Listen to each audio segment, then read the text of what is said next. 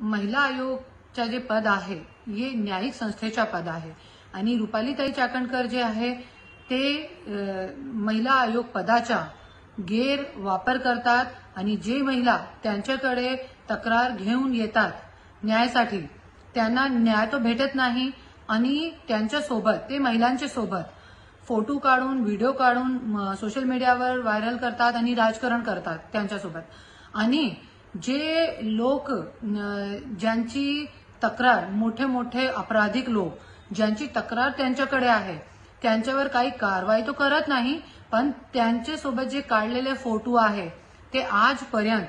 त्यांचे सोशल मीडियावर आहे, त्यांनी काढलेले नाही आहे। त्याच्यामुळे मी सीएम साहेबाला डीसीएम साहेबाला आणि राष्ट्रीय महिला आयोग दिल्लीकडे मी स्वतः जाऊन कंप्लेंट केलेली आहे आणि माझी एकनाथ शिंदेजी कडून हात जोडून विनंती आहे लवकरच लवकर रुपालीताईंना या पदावरून काढून टाका।